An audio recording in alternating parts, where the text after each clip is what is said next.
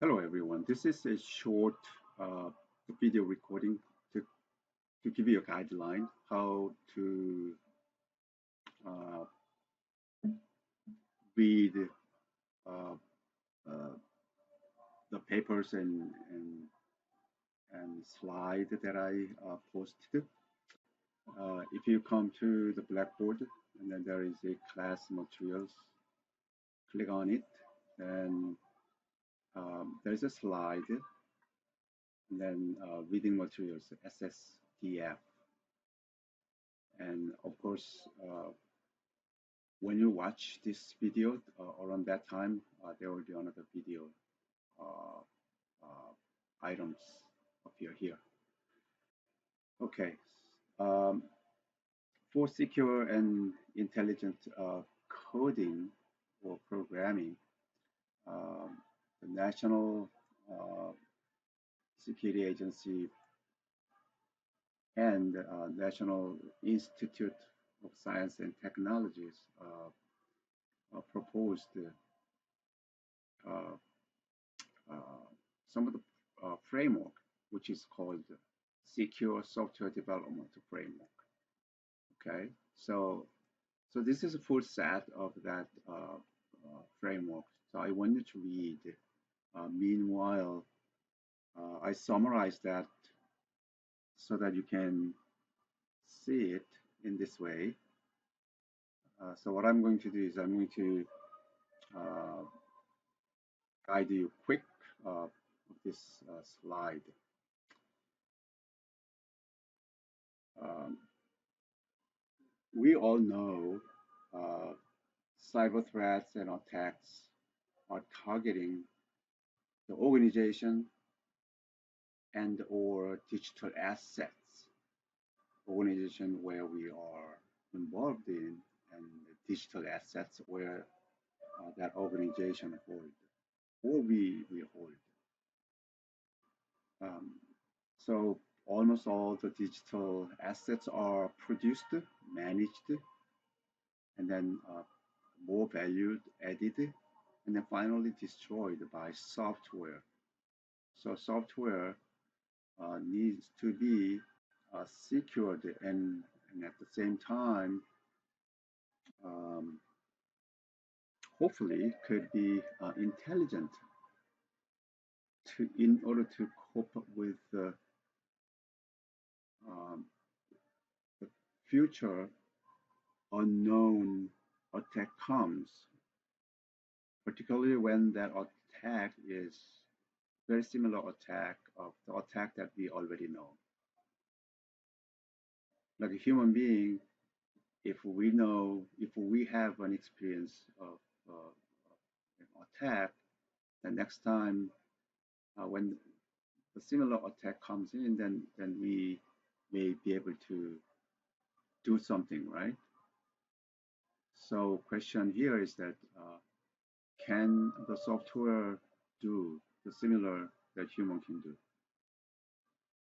All right, so could be intelligent. Software security and intelligence needs to be considered from the beginning. Okay, so we have to also uh, consider software development life cycle. So along the way of software development life cycle, we need to uh, make sure that our software is secure and could be intelligent as well. As you may know, those who have a software engineering class, if you don't, you can uh, take this opportunity to understand that there are multiple uh, different models of, they are not really different, they are similar, but they are representing in different way. They're all talking about software development life cycles. Some of them are listed on this slide: waterfall, spiral, agile, DevOps, etc., etc. So for those four models, I brought that here on this slide. This is a waterfall, like water is falling from top to bottom. This is a spiral, okay? Um, and agile, this is agile. This comes here and goes, or it's continually, right? This is the DevOps. So this goes this way. This is it's repeated of these cycles. Is nothing but the software development life cycle. They're all talking about very similar steps. Steps are here, starting from requirement analysis. So when we design a software, um, then uh, then we the first software engineers first to collect the requirement.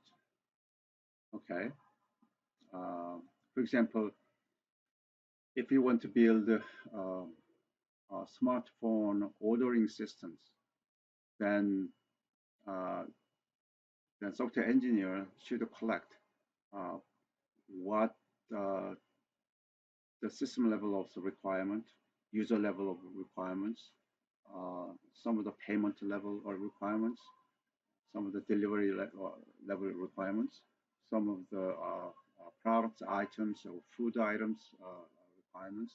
So all those requirements needs to be collected and then analyze it. An analysis of the requirements is nothing but how those requirements are related one to another. Okay, when user place an order, uh, how user can see the item, then item list comes, um, and um, for example, uh, if a, a customer is well known by the system, then system needs to provide some suggestion before client waste the time of searching some items. Okay? That type of things. Some of the requirements and the relationships among requirements needs to be analyzed, and then make sure that all the requirements are collected.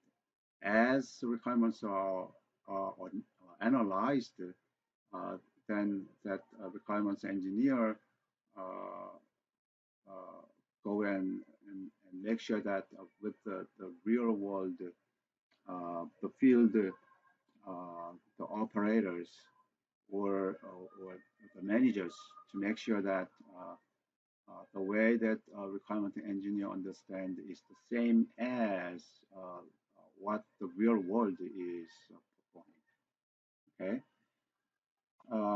and then based upon the requirements, a system needs to be designed. Okay, for example, what is the platform that we are going to use? What are we going to what database that we are going to use? Uh, how many tables that we want to create, uh, and all those things, right?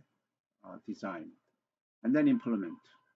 Are we going to implement that systems in Python or C or whatever, right?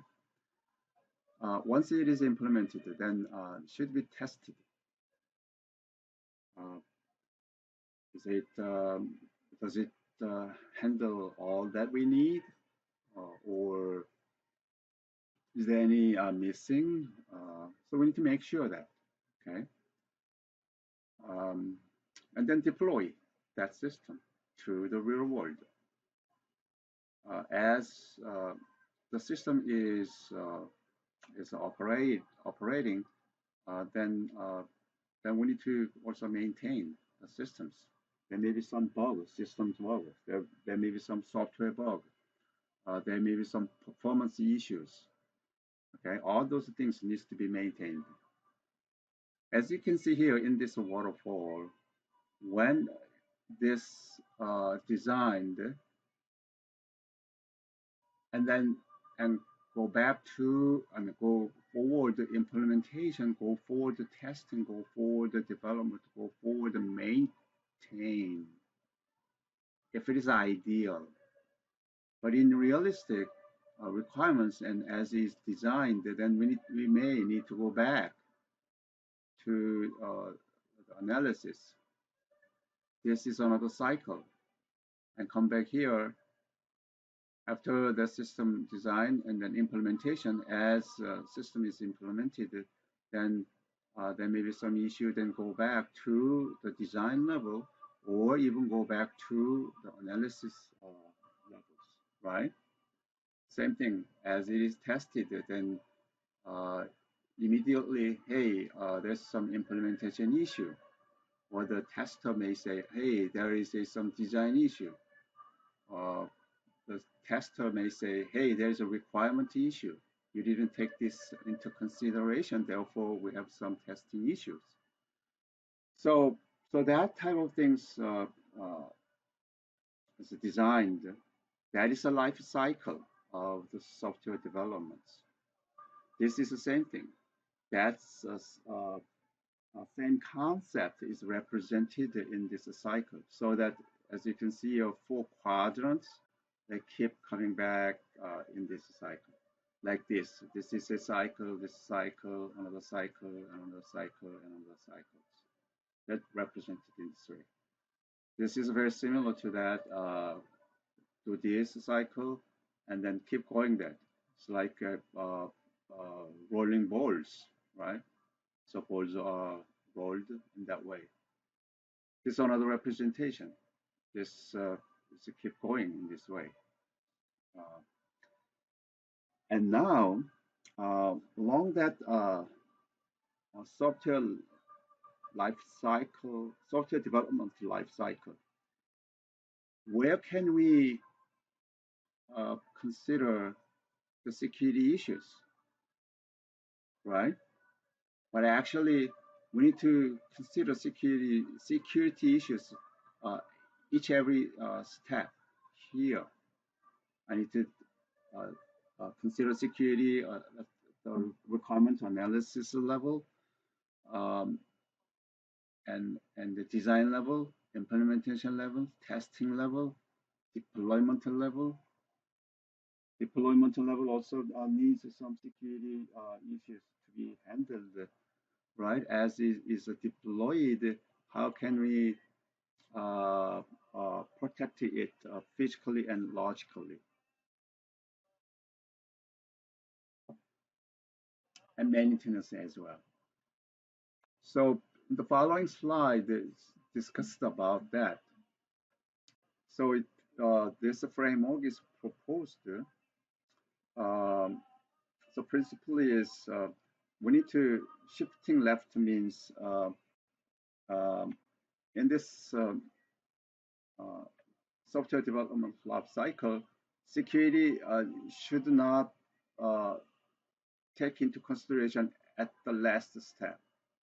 Shift to left means it should be considered left earlier.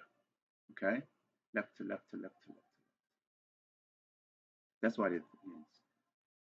And practice of secure software development life cycle used by an organization and applied to software. So it could be developed to support IT, ICS, industrial control systems, IPS, cyber physical systems, IoT, Internet of Things. And then this SSDF should be integrated into any existing software. Okay, this secure software should be integrated with the existing. And this secure software should be applicable broadly. An organization assistant in documentation and in model transitioning in interoperation with the practices. The stakeholders of this secure software um, uh, development platform framework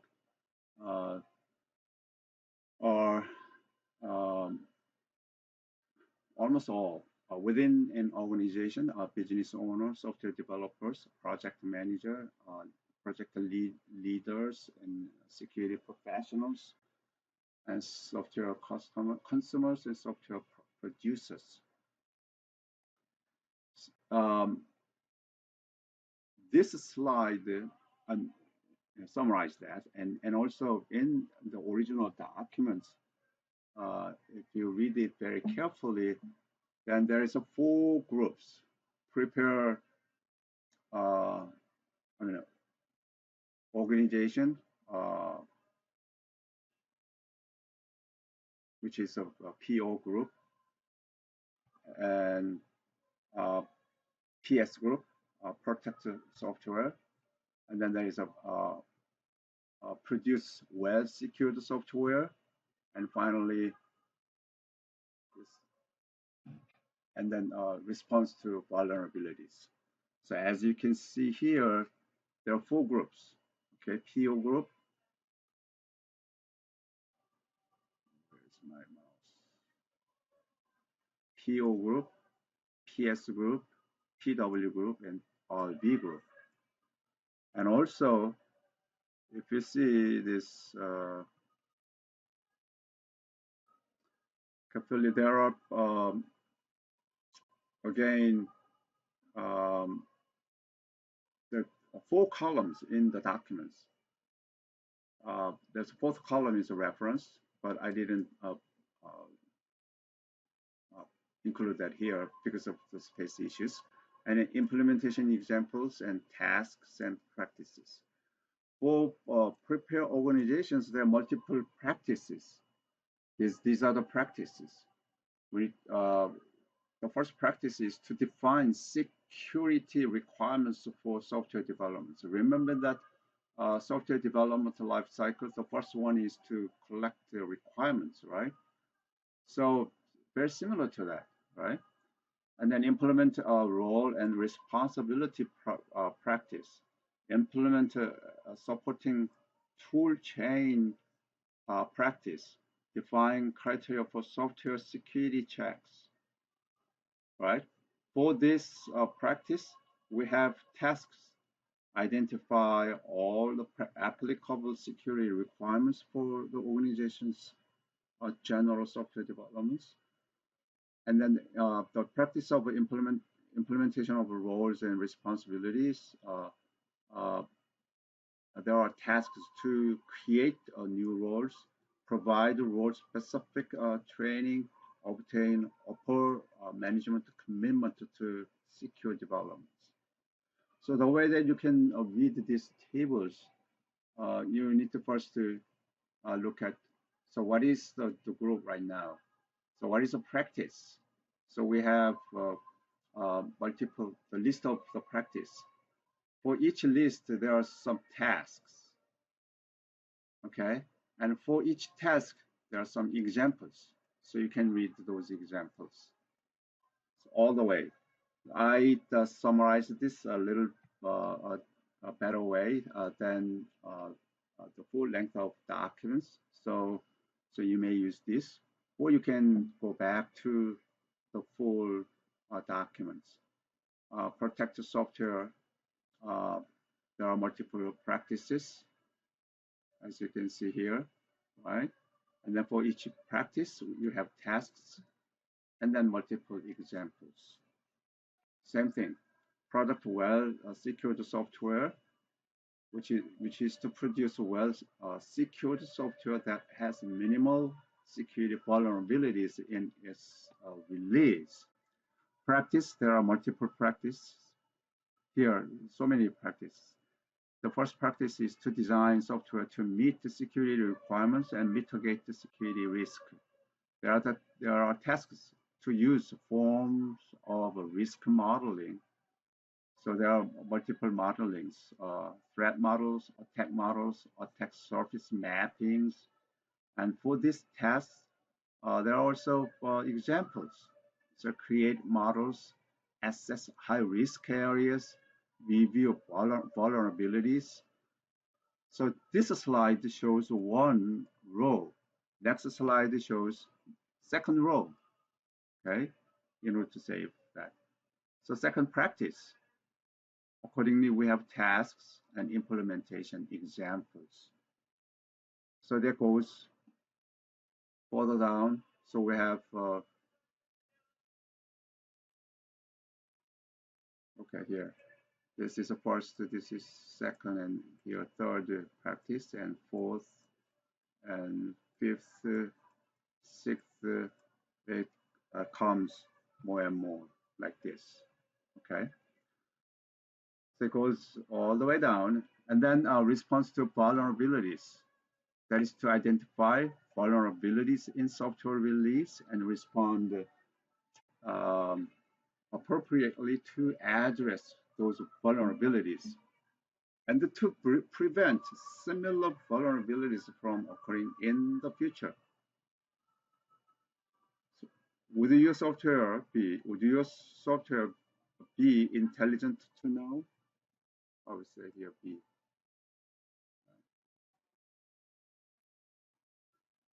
So so it goes. Okay. This is pretty much what it is. So you can. I want you to read that documents carefully. This is the first module. Yeah, second week for the first module of this class. All right. I hope you now know what it is. Okay. See you next time. Good night.